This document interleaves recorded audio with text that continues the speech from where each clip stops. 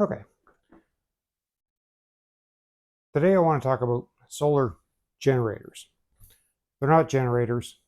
You'll see this term used a lot. It's a marketing term. They generate nothing. Essentially, what a solar generator is, sometimes they're called power stations, which is more accurate, is basically a set of batteries or a battery system that has a built-in charger and inverter and several other things to make it work as one unit. It's nice and convenient. But the term solar generator is misleading. They're not they're not a generator unless you actually hook solar panels up to them. And lots of people don't actually hook solar panels up to them. Solar panel itself is actually the generator. These are just they're just batteries with in a nice box. The reason I want to talk to it was about been talking about power outages and blackouts and things to do in emergency situations and that type of thing. My last video, I talked about generators and sizing your generator correctly and not buying a generator that was too big. And this is how I've run for a while with generators, but it can be inconvenient, especially if you don't want to run it all night. You don't want to listen to it all night. You want to make sure it doesn't run out of gas, all that kind of stuff. And what I did a few years ago was I had one of these things, which you've probably seen variations of this before. It's a booster pack and it has a built-in air compressor, and it had an inverter on it. It's a 400 watt inverter on this particular one. I bought it a long time ago.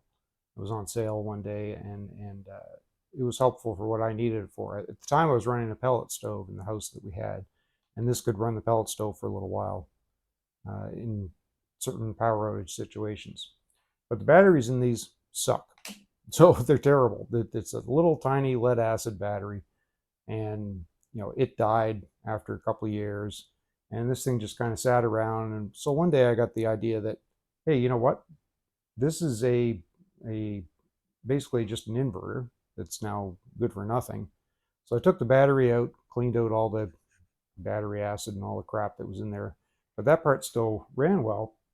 And what I did was I had this battery for camping. It's like a deep cycle, just a generic deep cycle for a camper that we had. But what I learned, what I could do, was I could hook up my leads to the battery, flick the switch as if I was, starting the vehicle or connecting that part, and I could run the inverter. I did that, and I was able to run my fridge all night during a power outage on battery and not run the generator all the time. So that became extremely helpful. It could also run the freezer, but I had to switch back and forth because there just wasn't enough wattage for both, and it's only 400 watts, so it can only do so much. But it was helpful for that. Then, in the last couple of years, these power stations, solar generators, have really kind of taken off, and it's really a kind of a big thing. So I don't really use that anymore. This battery is also no good anymore anyway. So last year, I started looking into these backup battery power station things. And I picked up this.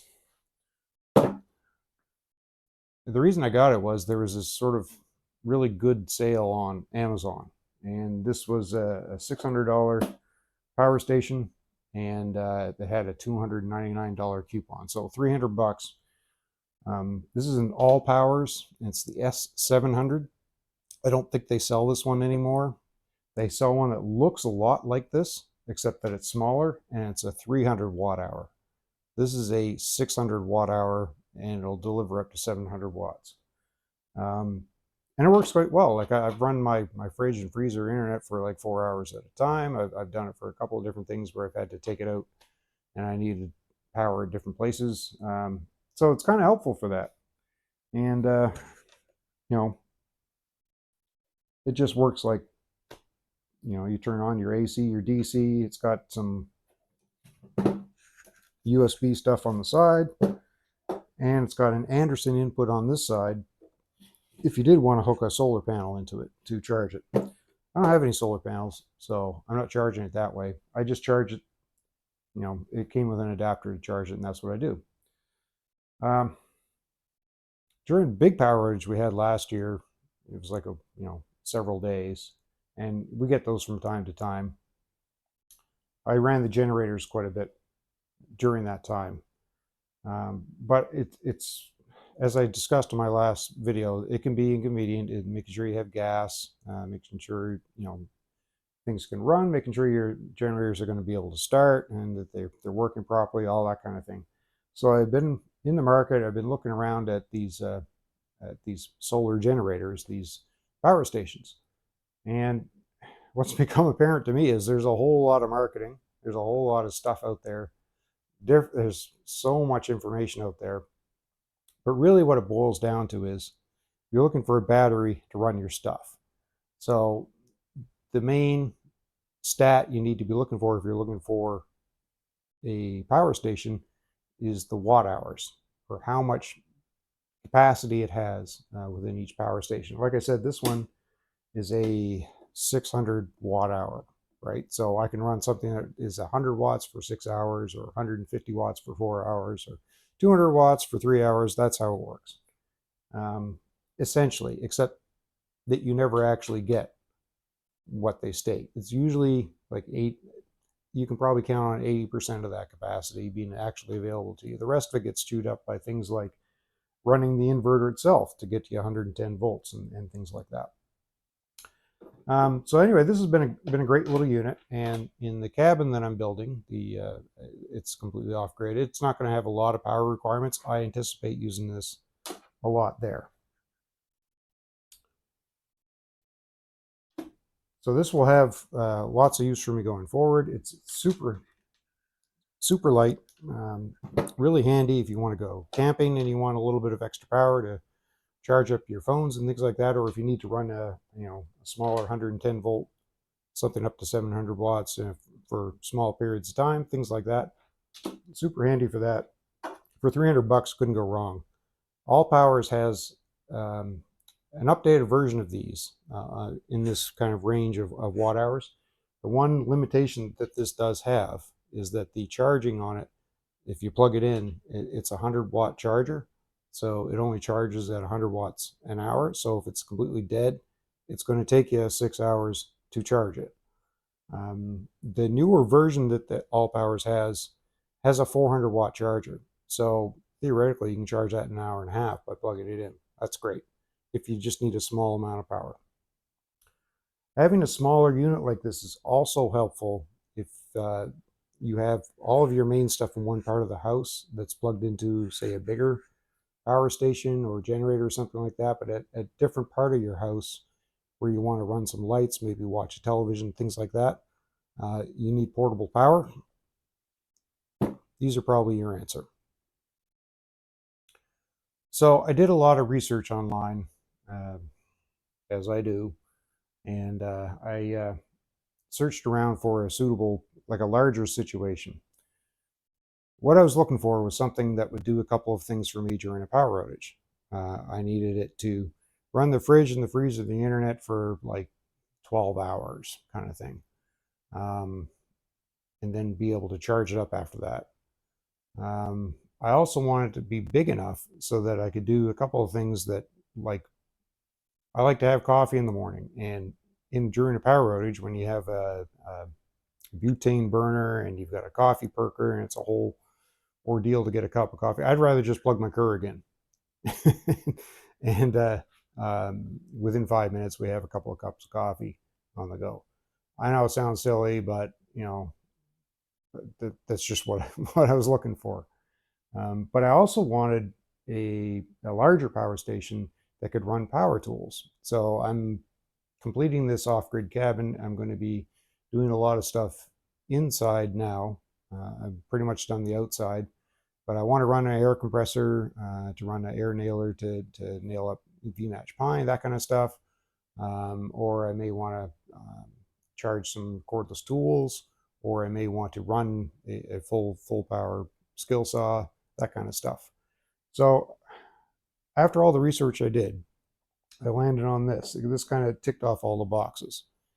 What I learned in my research is that the pricing goes all over the place, and the marketing out there is just nuts. The one big name you're going to see is EcoFlow. If you look up anything to do with solar generators or power stations, you're going to see EcoFlow is going to be the first thing that comes up. You're going to see all kinds of YouTube videos around how great these EcoFlows are, the whole EcoFlow ecosystem, people running great big off-grid mansions on their EcoFlow system, or their van life running off EcoFlow, all this kind of stuff. One thing you need to know, these are all sponsored.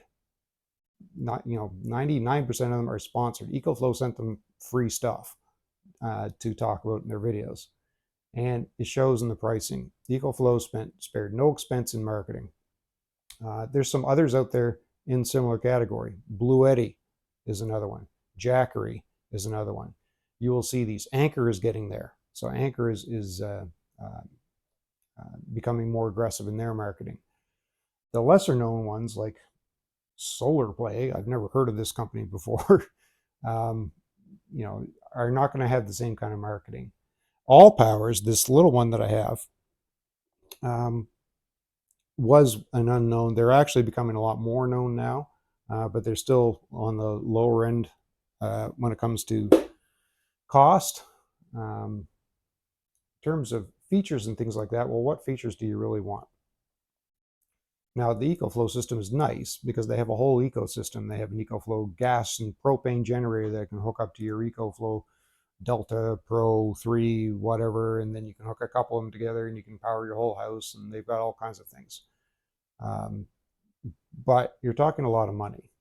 When you start getting into it, you can get thousands and thousands of dollars invested in that whole system. I didn't need any of that. So I'm going with this for now. We'll see how it works out. So far, I did run my Keurig on it, no problem. It seems to run quite fine. I'm going to put up a cost comparison though. So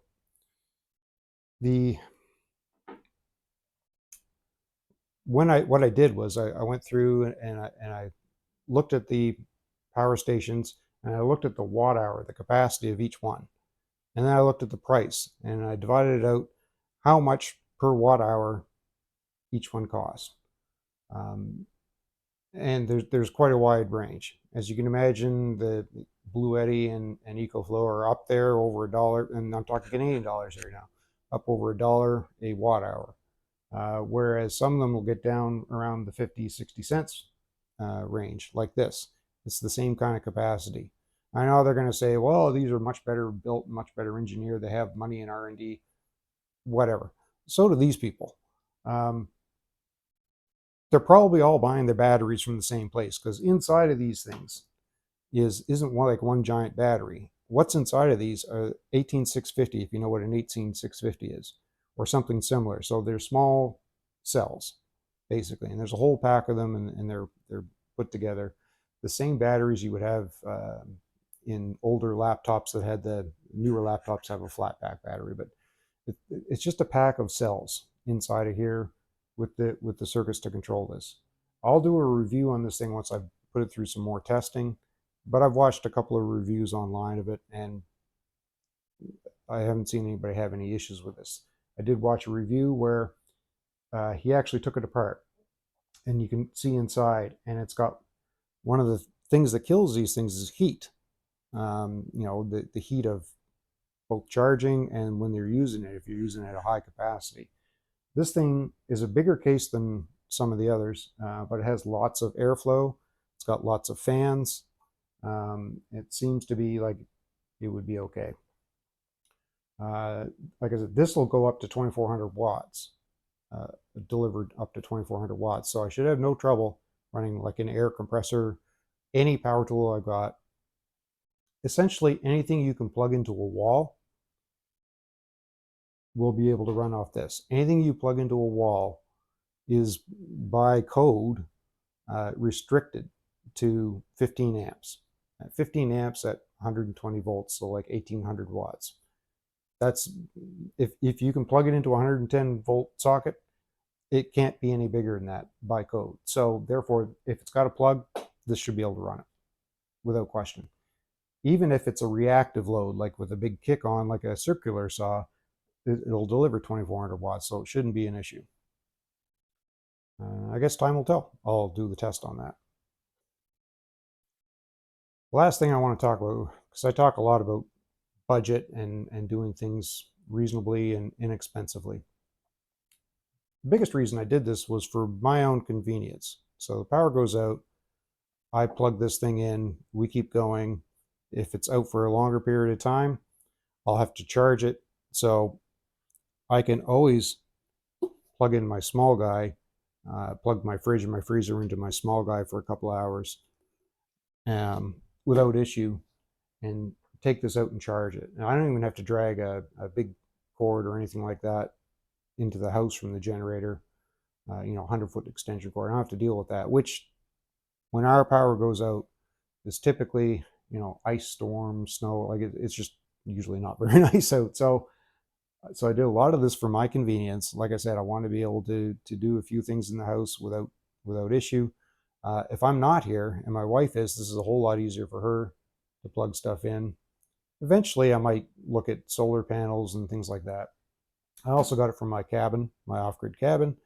If I bring this out to the cabin, then I can stay there a lot longer. I can do more things out in the cabin if I wanted to. So that and if I'm building something around the property, far away from any power outlet, it's really handy to have portable power with you. So that's why I bought it. But that's not, if you're on a budget and if you're looking for something to run the stuff in your house during a power outage or things like that, none of these are the cheapest thing to do. No power station can beat value of an actual generator. Instead of, like this is $1,100 Canadian. I think they're on sale in the States for like $700. You'll have to check yourself. But the EcoFlow, the equivalent, so a 2400 watt power station, EcoFlow, Bluetti, Jackery, whatever those brands are, up here they're like $1,800-$1,900. The retail on them is like $2,500, but there's always some coupon for $600. So not the cheapest thing to do. A better plan, if you're looking to save money, is just buy an inverter generator. Buy one of those suitcase style 2,500 watt generators. Yeah, you're going to have to put some gas in it, but they don't take much gas. And you won't have to worry about charging it. Yes, you're going to have to put up with a generator running, but they're fairly quiet. And yes, you'll need a decent cord to get inside your house. But still, it's far more cost effective if all you're looking for is straight up backup power during a blackout for extended lengths of time. A generator is still a far better deal than this. This is if you want more convenience during that blackout, or you want to be able to run a few things outside of your home, at a camp or a cabin, or if you're camping, obviously you may want something like that. That's what they're for. But as in a straight up blackout situation, a generator is better. And I would not have one of these if I didn't already have a generator. That's the other thing. Don't buy a solar generator or a power station instead of a generator, because this might be able to run the stuff in my house for, half a day to a day-ish, but your power outages are going to be longer than that sometimes. And then what do you do? How do you charge it? My intention is I'm going to charge this off these generators, one of them. Either one would actually charge this. But it's not a substitute for a real generator that you can keep fuel in and you can keep going. So that's my final message. Beware of all the marketing. There is a lot of it around these things right now. It seems to be exploding. There's like new models of them all the time. There's all kinds of confusing literature out there. And the YouTube videos on these things are ridiculous. There's an enormous amount of them, and some of them will say, don't bother with any of the lower, lesser known ones. you need the quality of a EcoFlow. It's bullshit. You don't. I've tested this on a couple of things. I'll do some more testing on it. But honestly, for what you're using it for, you could buy 2 of these, and you'd be way ahead of having one of the bigger name brand ones. There's a lot of sponsorship. There's a lot of these companies that are sending free power stations to YouTubers, and you're going to get biased reviews. So just be aware of that. Thank you for watching.